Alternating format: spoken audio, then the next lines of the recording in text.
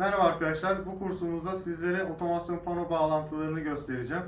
Otomasyon panolarında yapılan donanımsal bağlantılar hem Siemens olsun hem de Delta olsun bu PLC'lerle yapılan tüm bağlantıları ve diğer malzemelerin bağlantılarını sizlere göstereceğim. Bu malzemelerin neler olduğunu tek tek sizlere anlatacağım ve bu bağlantıların nasıl yapıldığını sizlere anlatarak en sonunda panoya bağlı 3 fazlı asenkron motoru çalıştırarak sistemi devreye alacağız. Bu PLC'leri ayrıca bilgisayarımızdan yazılım programında yazılım yükleyeceğiz. Yazılımları PLC'lere yükledikten sonra çalıştırmayı yapacağız. Evet arkadaşlar, şu an elimizde var olan otomasyon panosu üzerinden sizlere malzemeleri anlatalım. Şu an gördüğünüz gibi bağlantılar hazır bir şekilde deney seti haline getirdik. Ama biz bu bağlantıları sizlere direkt bu kumanda panosu üzerinden yapacağız ve tek tek tane tane anlatacağız. Ve bu bağlantılar neye göre yapılır, nelere dikkat edilir bunları size göstereceğiz. Şimdi otomasyon panolarında arkadaşlar birçok malzeme var. Bunların bir kısmı bu panoda, bu panoda olmayan malzemeleri sizlere göstereceğim. Şimdi bu panoda var olan malzemeleri sizlere anlatacağım. Şimdi öncelikle otomatik sigorta. Otomatik sigorta kendisine bağlı olan tesisatı ve tesisattaki malzemeleri aşırı akımdan ve kısa devre akımından korur. Yani mesela üzerine C32 yazıyor. C tipi 32 amper demek. 32 amperden fazla akım geçtiği zaman atarak üzerinden geçen akımı kesiyor. Veya kısa devre olduğu zaman arkadaşlar aynı şekilde keserek koruma yapıyor. Evet, otomasyon panolarında olmazsa olmaz diğer ürün 24 volt DC güç kaynağı.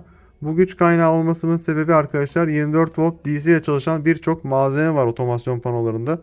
Çünkü 220 volt AC'nin hem enerji sarfiyatına neden olduğu için hem de tehlikeli sonuçlara sebep olabileceği için 24 volt DC ile çalışan birçok malzeme üretilmiş ve bunun için de güç kaynağı kullanılmış. Mesela otomasyon panolarında röleler 24 volt DC ile çalışabilmekte. HMI, onun yanında sensörler, lambalar, PLC, bunlar hep 24 volt DC ile çalışabiliyor. O yüzden bunun için bir adet güç kaynağı kullanılmış. Bir faz, bir nötr girişi var. Bir de toprak girişi var. 24 volt artı çıkış var. Bir de 0 volt eksi dediğimiz bir çıkış var.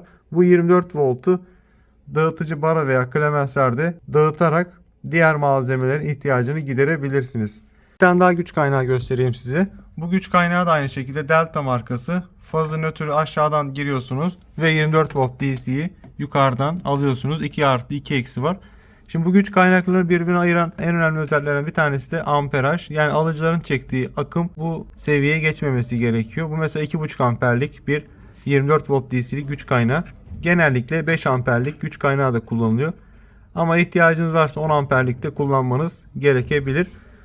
Eğer daha fazla ihtiyacınız varsa birkaç tane güç kaynağı kullanabiliyorsunuz. Şimdi bir yanındaki malzemeye gelelim. Otomasyon panosunun olmazsa olmazı o da PLC, yani programlanabilir Logic Controller diye bir açılım var. Şimdi PLC'de arkadaşlar gördüğünüz gibi üzerine bağlantılar var. Şöyle söyleyeyim, hemen hemen hangi marka olursa olsun bağlantı mantığı birbirine benziyor. Yani input dediğimiz giriş klemensi var. Output dediğimiz çıkış klemensi var. Programın yüklendiği RS-232 var. Bir de HMI ile veya başka sürücüyle haberleştiği RS-485 var. Bir de PLC'nin çalışması için 24 volt DC giriş var. Görüyorsunuz, kırmızı, siyah, yeşil. Şimdi buradaki Delta marka 14SS2 modeli ama biz başka markalardan da uygulamalar yapacağız. Şimdi elimde bağlantısı olmayan bir PLC var. Şu şekilde. Giriş klemensi yukarıda, çıkışlar aşağıda. RS-232 programlama. Yani bilgisayardan program yükleyeceğiniz zaman şu kablo ile şu şekilde takıyorsunuz. Kablonun ucu da VGA giriş. VGA dönüştürücü ile bunu zaten bilgisayara takacağız ve programı buradan PLC'ye yükleyeceğiz. Bu kablo hazır burada. Bir de az önce dediğim gibi RS-485 haberleşme. Bir de PLC'ye enerji veren kısım 24 volt DC ile çalışıyor bu PLC'miz.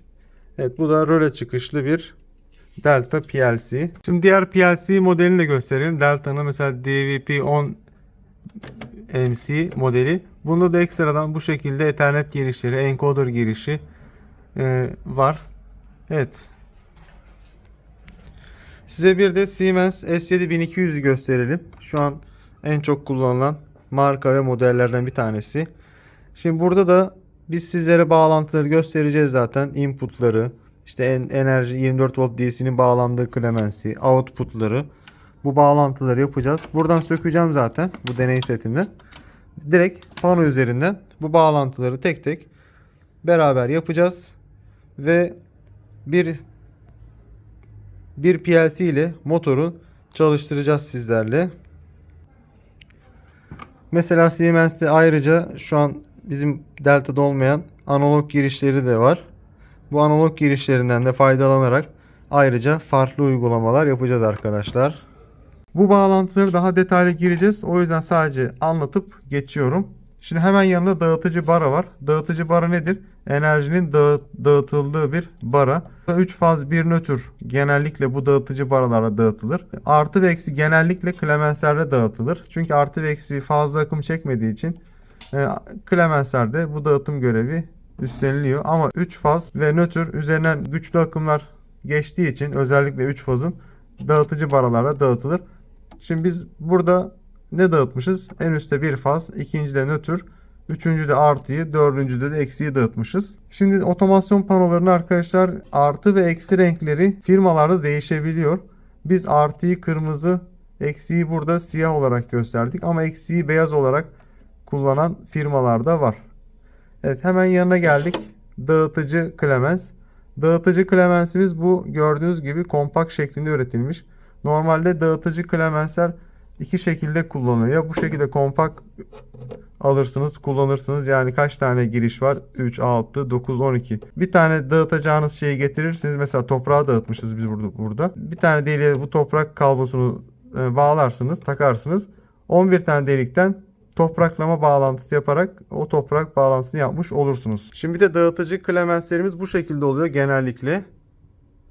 Yani şu üstte gördüğünüz turuncu plastik aslında üstteki 4 tane giriş çıkışı birbirine bağlıyor ve siz burada bir enerjiyi dağıtmış oluyorsunuz.